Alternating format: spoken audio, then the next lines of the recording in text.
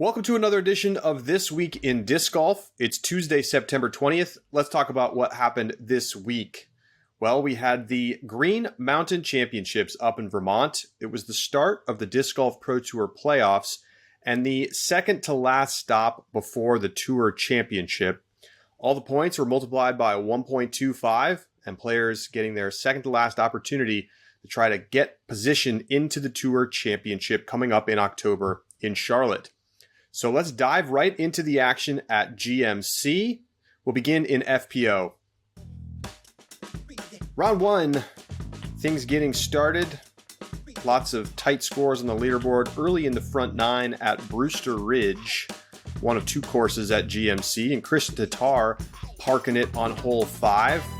She gets to 1 under, and then nice par save on hole 6. So she's out to a good start. Hannah Blomroos putting together a nice round. Here's her drive on 18. Calling for it to get back, and it does. She's on the green and tapping it in. 4 under for Hannah Blomroos in round 1. She's in a good spot. Kristen Tatar coming off a string of dominant play at the World Championship. She also won the Butler County Disc Golf Classic, the Des Moines Challenge. She's been on fire, and she's not slowing down as we make the move over to Fox Run. Blomroos, who led the division in strokes gained tee to green by almost 10 full strokes, showing you how she got that distinction, and in for the birdie on 10. Tatar and Blomroos tied at the top at 6 under par. Tatar solo lead is hers on hole 13 after a nice birdie putt from the edge of the circle. To round 3. Owen Scoggins, best putter on tour. Bang! Even Kristen Tatar's clapping for Owen after that one.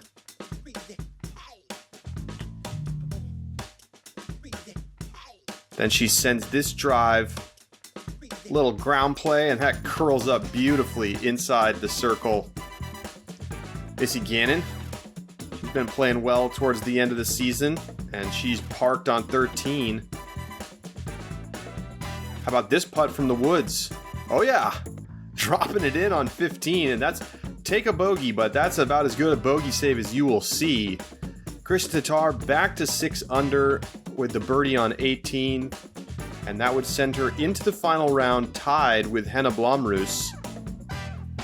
Feels very similar to what we saw at Worlds. So, Tatar up a stroke on hole 8, Blomroos here for par to stay within 1. Well, it stays in bounds, but off the cage and off the chains left. Now bogey. And that is the same thing that plagued her at Worlds. Just unable to put the disc in the basket on the green, and Tatar's lead suddenly balloons out to 3. Tatar inside the circle there, up ahead on 13. Beautiful line. And this just tucks up perfectly just outside the bullseye. You know she's going to hit the putt. She's now at 10 under. She's got a 4-shot lead. Owen Scoggins does a nice job to finish on the podium. Hannah Blomroos unable to catch up after the putting woes earlier in the round, and Kristen Tatar wins it by 7 strokes. She is absolutely on fire. She averages over 1,000 rating for the tournament again. Let's hear what she had to say after yet another tour win. It was pretty intense. I was just a little bit frustrated because my approach shots were kind of bad. I kept giving myself good spots off the tee and then not making good on the approach, leaving it to circle 2, and today was not my good putting day. So it was a little bit frustrating, but when it was the most important moment, when things got really tight, then I guess I found some strength in me to make the putts and when it mattered the most. So with the win at GMC, Kristen Tatar moves into the number 1 spot in the Disc Golf Pro Tour standings. She passed Paige Pierce. This is her 5th Elite Series or major win of the season, and she's now won 4 straight tournaments. She has just been locked in as we head into MVP Open this coming weekend. More on that in a moment. But for now, let's turn our attention to MPO. Kicking things off in round 1, Paul Macbeth coming off the World's win. And he's sending it straight up the fairway on hole 2. Great position for the world champ. Isaac Robinson out on the course early in the day, and what a final few holes he had as he finds his way to 9 under par. Ricky Wysocki gets a little low-key Raptor legs going. He's tied for first. Dickerson bangs it in on 18, long-range putt. He would be tied for first. Tons of players piled up at the top of the leaderboard. Isaac Robinson in the outright lead now early in round 2. Wysocki trying to keep him close. That's parked. Easy birdie there. Dickerson sending it into the green. Oh, that's a nice little kick from the root. Yes, redirects it, sends it right underneath the basket. So now those two guys at the top of the leaderboard. Isaac Robinson tied for second. Wysocki's got the one-shot lead. And you know he's going to try to keep the birdies up. That's a beautiful shot. Oram, 5th place, hole 11, par 4. Look at the shape on this shot. Oh, that's way down there. Oh, that is way down there. And that kicks and rolls down to the green. What a shot from Oram. For eagle, he's in. That's in the air shots of the year category for sure. Macbeth on 15 catches the tree, and he was already starting to get off the pace, and that's going to put him further back. Dickerson, another banger from long range. Wysocki, though, he's got the lead. He's in for birdie on 18, and he will take a 3-shot advantage into the final round.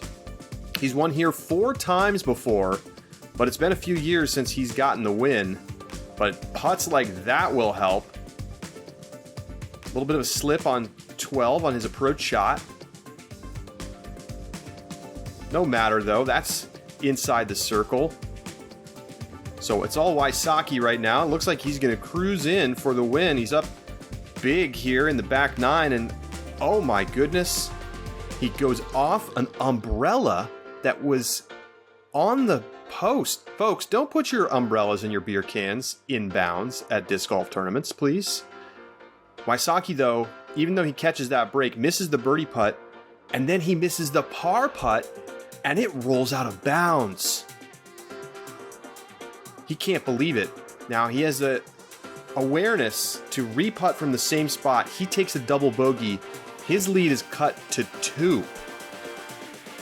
So just like that, Chris Dickerson is back in it, and he's under the basket on 15.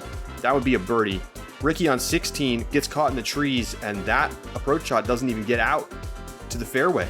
So he has to take a bogey on 16.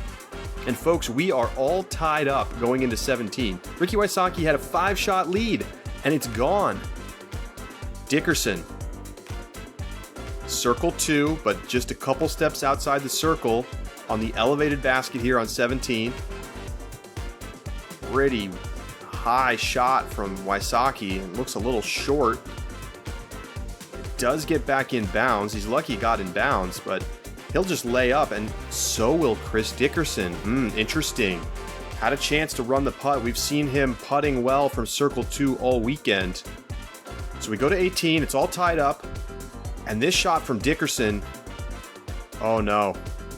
That's the mistake you can't make on 18. You gotta bring it back in bounds, even if you go OB left. Wysocki is safe.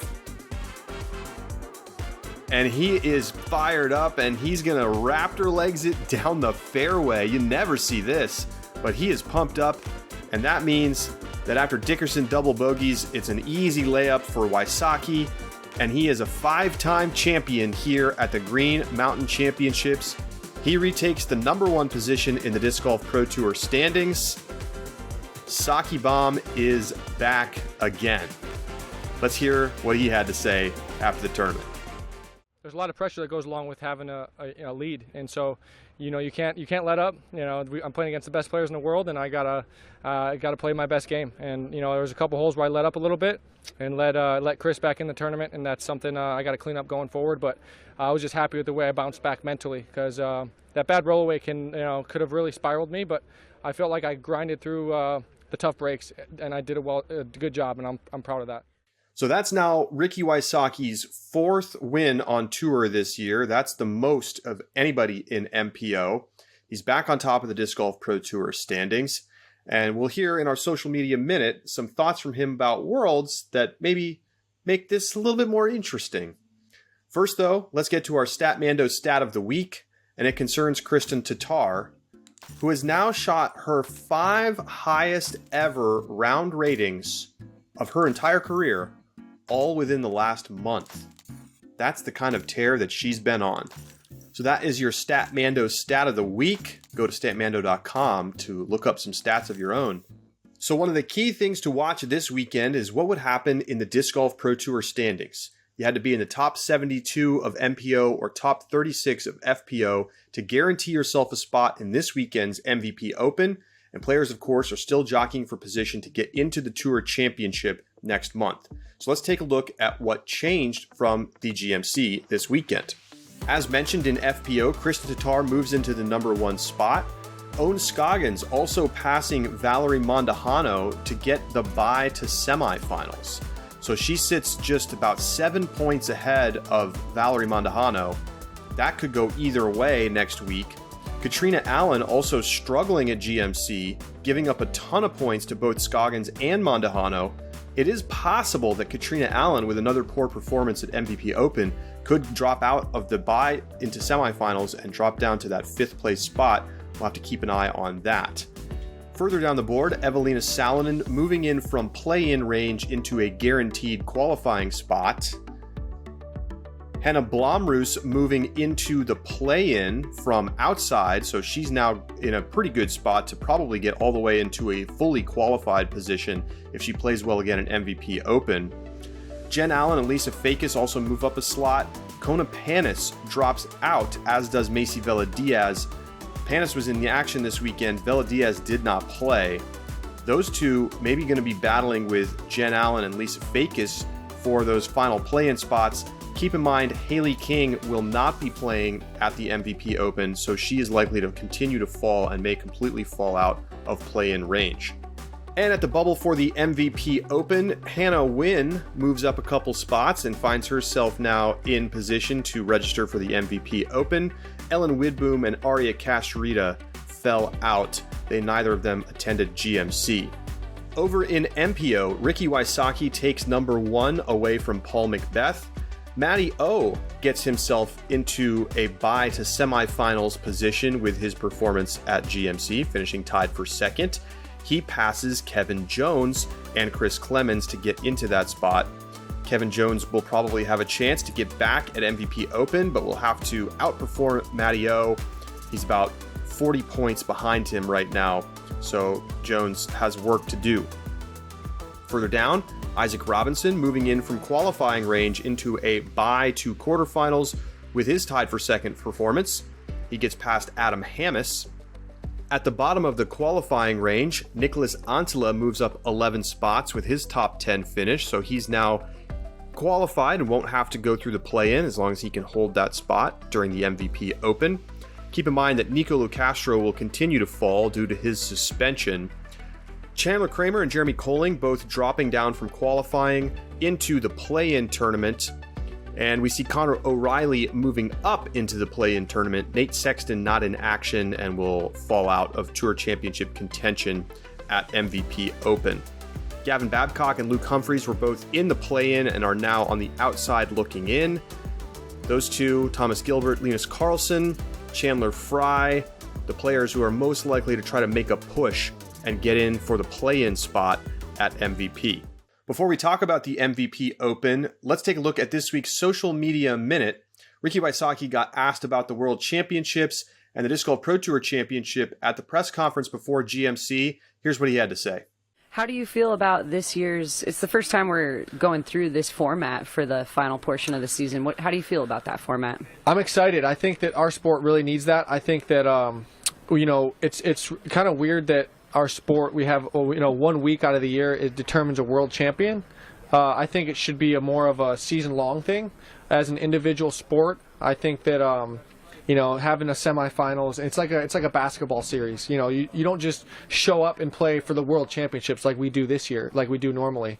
You have to earn your way up like a basketball. You play the semifinals and you play, and you work your way up to the finals, and then you have a series to determine who's the world champion, instead of just having a week out of the year like we do. Because a lot of times it turns out that the world champion is the best player in the world, but there's a lot of years that also the world champion isn't the best player in the world. So it's there's a difference between being a world champion and being the best player in the world. There's a big difference, and I think that's got to be something in our sport that's kind of got to change, because I just think that as much as I'm a world champion and I'm thankful for that, I think that you kind of got to separate the two, being a world champion for that one tournament and then being the best player in the world throughout the whole season. Ricky Wysocki's comments have caused quite the stir on social media.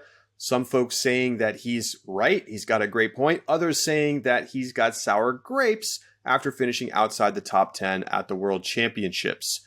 We'll let you be the judge. Moving on, this weekend we've got the MVP Open coming up. It is at Maple Hill, the consensus #1 course in the United States and one of the top courses in the world. Headed up by Steve Dodge, the founder of the Disc Golf Pro Tour. He'll be the tournament director this weekend. And there's lots to talk about. Of course, it's the last chance to earn Disc Golf Pro Tour points and get into the Tour Championship. Try to get a bye, try to get into the play-in, wherever you stand. And we also have a $1 million ace contest. The 16 players getting chosen to have a chance at the $1 million shot will be selected via a fan vote, as well as their rankings in the Precise Power Index, which is a new statistic from UDisc that tracks both accuracy and distance potential. So how accurate are you throwing at long distances? Seems like players at the top of that list are probably going to have the best chance to throw it in for a $1 million ace. So you can tune into all of the action from the MVP Open on the Disc Golf Network and all of the typical YouTube places as well. The final round will be aired live on YouTube, so make sure you like and subscribe in order to follow along with the last regular season stop of the year. After this, we head on to the USDGC and then the Pro Tour Championship. And so stay tuned. It's going to be a thrilling end of the season in disc golf. Next week on This Week, we'll break down who's qualified for the Tour Championship, everything that happened at the MVP Open, and get you set for the big tournaments coming down the stretch in October. That's going to do it for this week's This Week. Talk to you next time.